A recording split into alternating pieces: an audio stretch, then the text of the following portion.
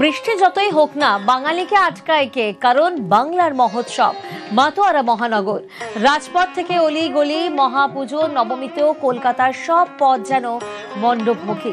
ঢাকের বলে দুর্গা দর্শন চলছে, আর শেষ মুহূর্তে জমিয়ে হইচই হুল্লোড়, সেজে গুজে প্রত্যেকেই এখন মণ্ডপমুখী। আর আমার পোশাক সৌজন্য প্রিয়গোপাল বিষয়ী। প্যান্ডেল হপিং এর পাশাপাশি কিন্তু এখন আড্ডা চলছে, দেদার খানাপিনায় ব্যস্ত কল্লোলিনী। সেই ছবি কিন্তু এখন বিভিন্ন জায়গা থেকে সামনে আসছে। আর এই মুহূর্তে টালা প্রত্যয়ের ছবিটা আপনাদের সামনে।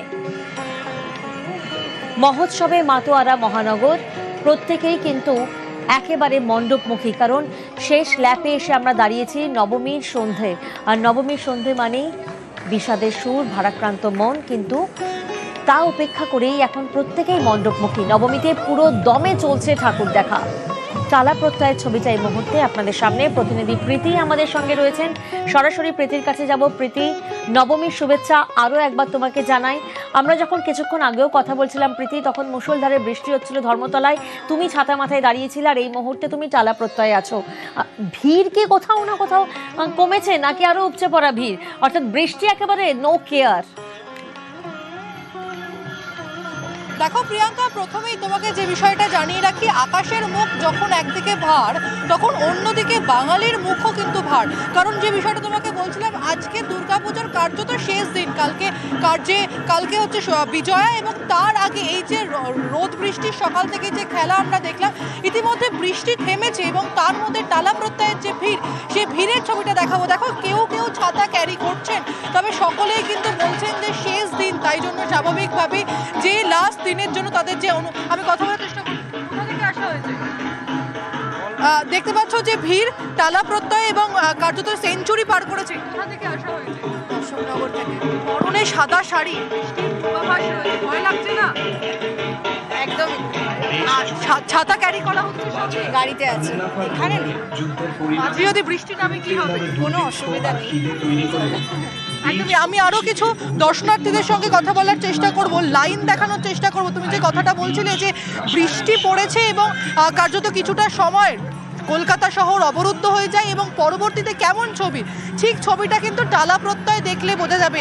এবারে সেঞ্চুরি পার করেছে টালা প্রত্যয়। আমি কথা বলবো, কোথা থেকে আসা হয়েছে?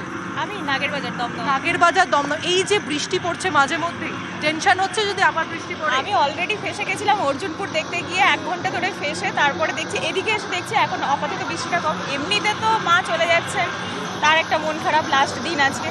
তো দেখা যাক আজকে তাহলে বৃষ্টিকে ডোন্ট কেয়ার, চেটে ফুটে মজা নেবো আজকের দিন। বৃষ্টিকে ডোন্ট কেয়ার। একদম একদমই। পুজোর মাত্র একটা দিন হাতে, নবমীর মানে বিষাদের সুর, কিন্তু এই দিনটাকে কোনোভাবেই বৃষ্টির জন্য নষ্ট করতে চাইছেন না সাধারণ মানুষ, যারা বিভিন্ন প্রান্ত থেকে এসে একেবারে টালা প্রত্যয়, সেখানে উপচে পড়া ভিড়, সেই ছবি আপনারা দেখতে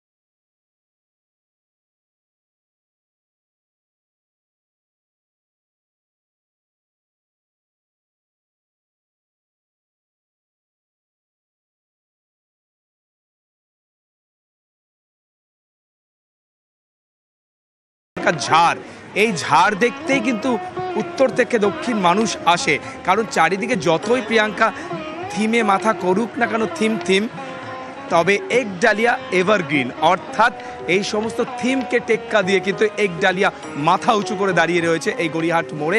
আজও তার সাবেকি প্রতিমা এবং এই ওপরের ঝাড়। আর 83 বছর এবছর একডালিয়া এভারগ্রিনের। আর তাদের বিশেষ ভাবনা তামিলনাড়ুর অরুণাচলেশ্বর মন্দির, মহাদেবের বিভিন্ন মূর্তি এবং মহাদেবের মোটামুটি এটা শিব মন্দির বলা যায়, কিন্তু মহাদেবের বিভিন্ন ধরনের রূপ এখানে বর্ণনা করা হয়েছে। আর যারা দেখতে আসছেন আমি একটু তাদের সঙ্গে কথা বলবো।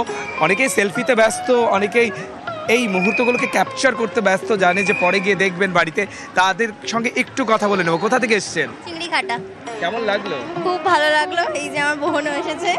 আচ্ছা, একডালিয়া এভারগ্রিন আসতেই হবে, বিষয়টা কি? এটা তো কোনো থিম নেই, সাবেকি মাতৃ প্রতিমা, একেবারে চিরাচরিত প্যান্ডেল।